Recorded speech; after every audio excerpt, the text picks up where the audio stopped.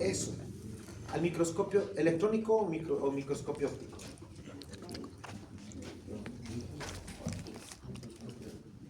Electrónico, porque el retículo endoplasmático mide en nanómetros. El retículo endoplasmático es un complejo, está hecho de, creo que todavía habrá ahí un poco. Es un complejo celular que está conformado por túbulos, está conformado por cisternas. Algunos dicen sacos aplanados. Estos túbulos, por ejemplo, van a medir unos 30 hasta 100 nanómetros. Y ustedes saben que nanómetros lo tienen que ver en microscopio electrónico, no en óptico. Este es el diámetro. Las cisternas, por ejemplo, igual, aumentan un 10 más. De diámetro las cisternas miden de 40 a 100, pero de longitud pueden ir desde el núcleo de la célula hasta la membrana de la célula. Por lo tanto, pueden extenderse hasta micras. Si tú lo ves a microscopio electrónico, como decía Karen, no vas a encontrar una célula o un organelo que está liso. Tiene rugosidades. Y esas rugosidades le da la apariencia de asimetría, que es el retículo endoplasmático rugoso. El retículo endoplasmático rugoso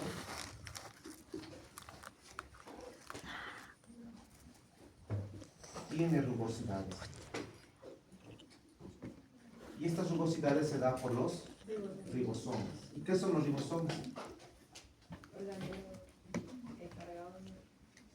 Son organelos encargados de producir. Sí, ellos son los que se encargan de traducir el ARN mensajero y sintetizar las proteínas. El retículo endoplasmático rugoso es el lugar donde se están sintetizando, pero quien sintetiza es el ribosoma, tiene dos subunidades. 40S y 60S, y en las bacterias 30-70. Eso es correcto. Gracias, Karencita. Pero hay algo que quiero corregir. ¿Realmente son organelas? Para que una estructura sea organela necesita tener membrana. Los ribosomas no tienen membrana. No tienen. Por lo tanto, no son realmente organelas. Si me dices organitas, ya, está cerca. Si me dices estructuras, está cerca. Pero organelas realmente no, porque no tienen membrana. El resto que Karen menciona es verdad. Hay síntesis de proteínas, hay dos subunidades, 40S, 60S. Son como... Ustedes desayunan. ¿Qué desayunan? Nada. Ya, imaginen que en algún multiverso, en algún mundo paralelo, desayunan. Agarran un pan y lo cortan a la mitad para ponerse un emparedado, no sé, su mantequilla, su mermelada. Los panes están a la mitad. No tienen mucha función, pero una vez que los unes, es el verdadero pan. Las dos unidades del ribosoma son lo mismo, una 40S, 60S. Las unes y se llama ribosoma. Separadas no tienen sentido de un ribosoma. Pero un ribosoma es una masa de proteínas, una masita de proteínas. Y esta masita de proteínas está adherida, ¿dónde? A la membrana del retículo endoplasmático, porque esa sí tiene membrana, pero a la membrana del retículo endoplasmático rugoso. Ahora, ¿por qué esta masita no se cae? ¿Por qué debería caerse? Debería soltarse. Y ahí también viene una función de la riboforina. La riboforina permite el anclaje de los ribosomas al retículo endoplasmático rugoso. Colócalo por favor arriba, anclaje de los ribosomas. O abajo. Gracias a la riboforina, los ribosomas no se caen, no se sueltan del retículo endoplasmático rugoso. Y aquí viene la segunda función importante que la ha mencionado Carl. Los ribosomas hacen la síntesis de proteínas. Esas proteínas, ¿dónde tienen que ir? Al aparato de Golgi. Recuerdan que era la aduana entre la membrana y el retículo, todo pasaba por el aparato de Golgi. ¿Quién transporta? ¿Quién ayuda al transporte? Las riboforinas. A esa función, lo decía Carlita, Karen también, se llama traslocación de proteínas. El transporte de esas proteínas. Entonces, primero el anclaje evita que los ribosomas se despeguen, se caigan, se suelten. Segundo, transporta las proteínas, ayuda al mismo, se llama traslocación. Traslocación, lo vas a poner por favor. Ahora, una vez que se ha transportado la proteína al aparato de Golgi, ¿qué hace el aparato de Golgi con esa proteína? ¿Qué creen que hace? Si tiene alguna Bien, alteración, la modifica. bien. Vamos a unir las dos respuestas. Catalina dice la empaca, Carlita dice la modifica. Entonces primero es modificación y después la empaca, ¿sí? En ese orden. Porque puede ser que la proteína no está conformada en la dimensión que conocemos y lo que hace el aparato de Golgi es terminar de modificarla, ajustarla, pulirla, etc. Entonces eso se llama modificación. Y luego viene el plegamiento con el empacamiento que llama Catalina. Entonces la modifica, la pliega y la empaca para ser distribuida a la célula. Esa es una tercera función. Entonces translocación, después de la translocación viene modificación, un guioncito, colocas plegamiento y un guioncito empacamiento o empaque. Ahora, esta proteína no acaba ahí, ya está modificada, ya está plegada, está empacadita. Ahora viene el delivery, no Albert, no es delivery. Viene y tiene que ser transportado a la membrana o al núcleo. O se va a la membrana de la célula, la bicapa fosfolipídica, o se va a la membrana del núcleo. ¿De qué dependerá?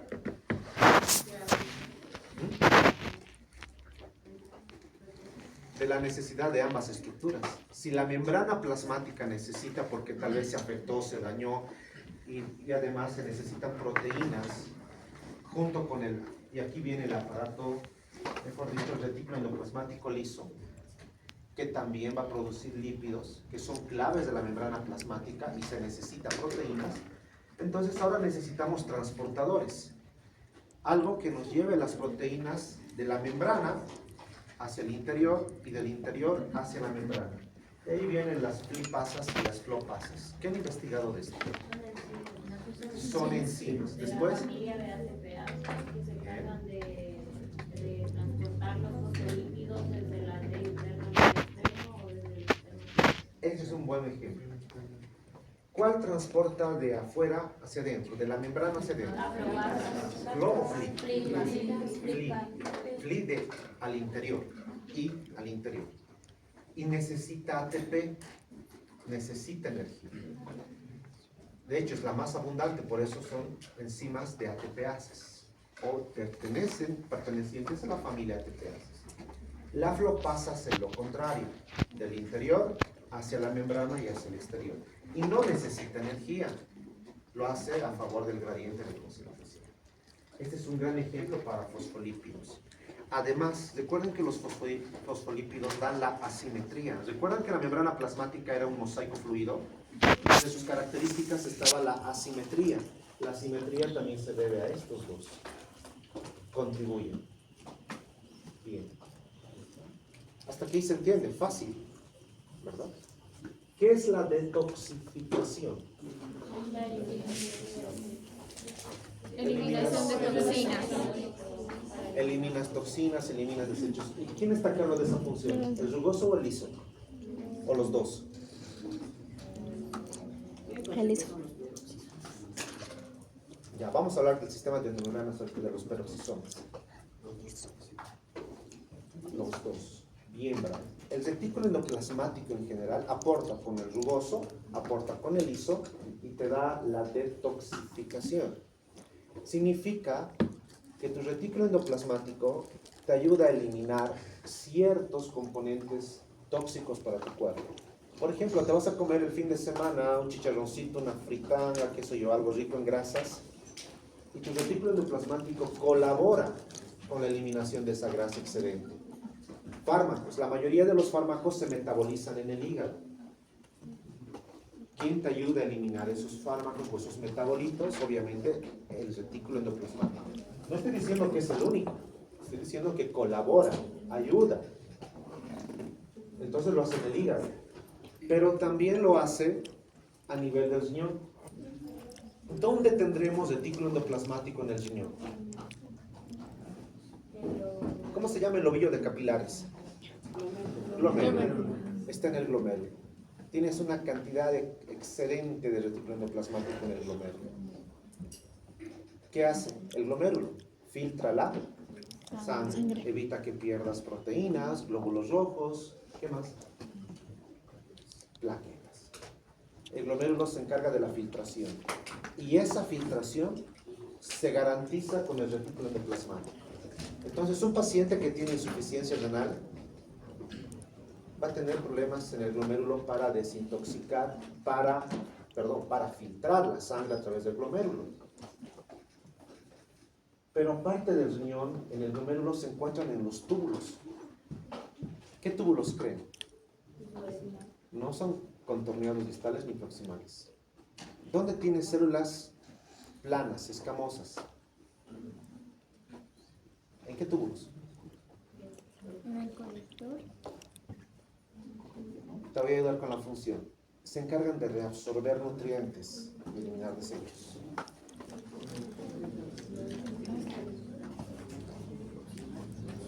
¿Te acuerdas de la nefrona? Tiene una rama descendente, una ascendente, luego los túbulos colectores, pelvis renal.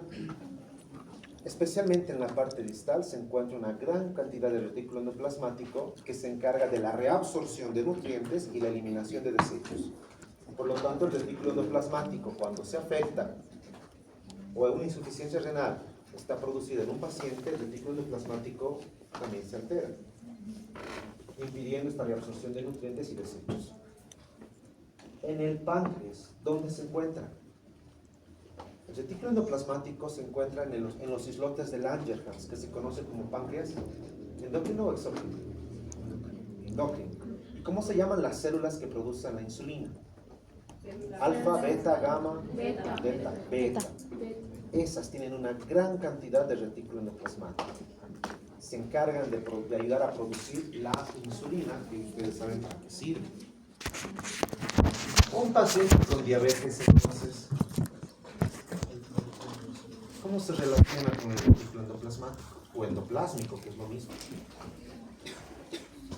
Primero, las células beta se alteran porque el paciente ya tiene una condición clínica llamada diabetes.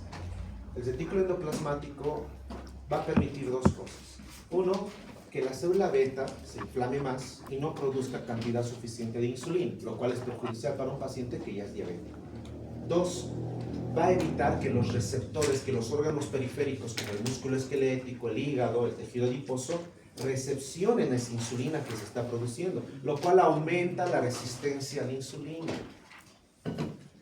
en la diabetes. Clave en los receptores y en las células beta. Hipertensión. ¿Dónde encontramos retículo endoplasmático? Se encargan de ayudar al ingreso y al intercambio de calcio en la musculatura lisa de los vasos sanguíneos. La musculatura lisa se contrae, ¿o no? Porque los vasos sanguíneos hacen vasoconstricción y vasodilatación. Esa función es gracias a la musculatura lisa, que necesita calcio, igual que en el músculo esquelético se necesita calcio. El músculo usa calcio. Entonces, en las células endoteliales, el retículo endoplasmático abunda en cantidad y facilita ese intercambio de calcio.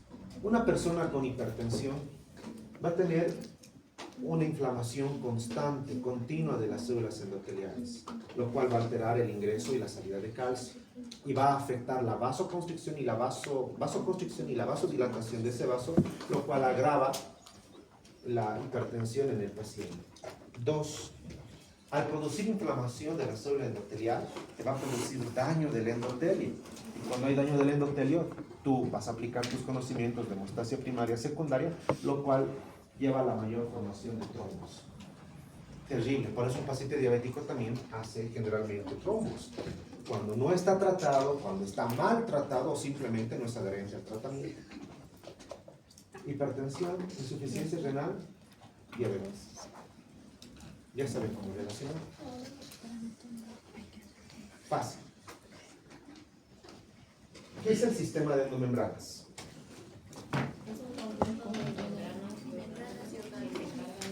¿Es un qué? Conjunto de... Es un conjunto de membranas y orgánulos. ¿Quiénes lo componen? Son 6 los que lo componen. La membrana plasmática, la envoltura nuclear, el retículo endoplasmático, aparato de Golgi, lisosomas, vacuolas y vesículas. Ok. No vamos a poner la membrana plasmática porque ya hemos llevado. ¿Cuál es el otro componente? Retículo endoplasmático. Empecemos por ahí. Coloca por favor retículo endoplasmático. ¿Qué más lo compone? Aparato de Golgi. Coma, aparato de Golgi. Esos son 2. 3. Lisosomas. Antes de los lisosomas hemos visto vesículas de transporte. Esas. Vesículas. Pero especialmente las de transporte donde su función impacta en el sistema de membranas. Después, lisosomas. Bien, 4. Son lisosomas. 5. Peroxisomas. Y hay otro más. Endosomas. Las vacuolas tienen su importancia, aunque no están descritas del todo, y se las lleva generalmente en las vesículas, como un apartado. Vacuolas. Algunos libros lo pueden separar. ¿Sí? Retículo endoplasmático, aparato de Golgi, vesículas de transporte, lisosomas, endosomas, peroxisomas. Esos 6. Y aquí viene de ustedes alguna función. Primero, el retículo endoplasmático, ya saben, es un complejo de túbulos Y cisternas. Es asimétrico. Al microscopio electrónico se lo ve asimétrico, se lo ve con rugosidades gracias a la presencia de ribosomas en su membrana. Los ribosomas no son organelas, son una masa de proteínas, son organitos, algunos libros los llaman así, que están pegadas al retículo endoplasmático rugoso gracias a los riboforinas, que aparte de anclajes de ribosomas participa en el transporte, que se llama translocación de proteínas. Y además, modifica, Empaqueta. bien, hay plegamiento y lo empaqueta. Pero también puede ayudarse en el transporte. Y aquí, por ejemplo, hemos utilizado la flipasa y la flopasa, que es en el transporte de fosfolípidos. La flipasa de la membrana interior y la flopasa en sentido opuesto. Esta requiere ATP, esta no. Detoxificación. El retículo endoplasmático ayuda a la detoxificación, es decir, eliminar sustancias, eliminar desechos que vienen del alimento, que vienen de los medicamentos, que vienen de la respiración incluso, a nivel del árbol bronquial, etc. Y tenemos algunas funciones tan importantes. Es parte del sistema de membranas que está conformado por aparato de Golgi, vesículas de transporte, lisosomas, endosomas, peroxisomas. El retículo endoplasmático se encuentra en el riñón, en el glomérulo y en los túbulos distales, principalmente en la reabsorción y eliminación o desecho de sustancias propias del riñón. En la hipertensión arterial está en la regulación del calcio en las células endoteliales, y 2 puede producir también su inflamación, lo cual ayuda al daño del endotelio, y esto lleva a hemostasia primaria y secundaria. En el páncreas se encuentra a nivel de las células beta del páncreas, en los islotes, en Langerhans. Produce 2 cosas: ayuda a producir insulina y ayuda a recibir la insulina a los órganos o tejidos periféricos como el hígado, músculo esquelético y tejido adiposo. Súper relacionado. Ahora, ¿qué van a hacer ustedes con esto? Tienen 2 opciones. ¿Quieren una tercera? Los escucho. La primera, mapa mental. La segunda, flash. La tercera, ¿qué proponen? Siempre hacemos un mapa mental por lo mismo del sistema neuromental. Entonces tienen 2 opciones: hacerse un mapa mental, a los que son buenos o les sale bien hacer un mapa mental. Pueden hacer un flashcard, que es bonito. Traen a veces la hoja, esta hojita tamaño carta, la parte 2, y van poniendo ahí aparato de Golgi, y el interrogante, ¿qué propone? Infografía, dice. ¿Okay? Puede ser una infografía, pero utiliza PictoChart, puedes utilizar emails, puedes utilizar Canva, Prezi.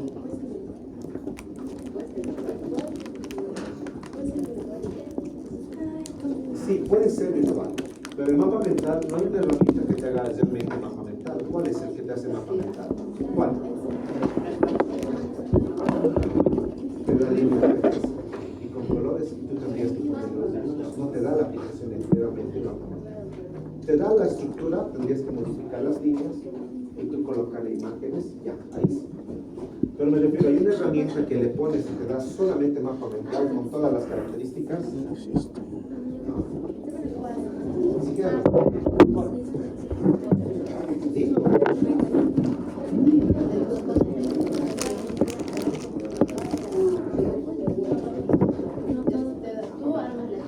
Ok, pueden hacerlo digital, pero los que van a hacer digital el mapa mental, que realmente sea mapa mental.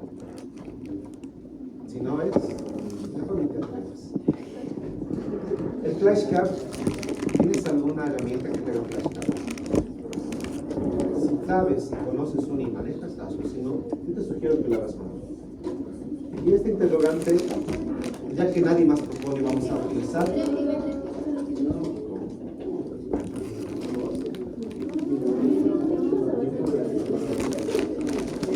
Ok, dos opciones entonces. Puedes hacer infografía o puedes hacer un tríptico. Tríptico, no digo. Nada más. Eliges uno, el que más te guste. Gracias, Brian. Un aplauso para Brian.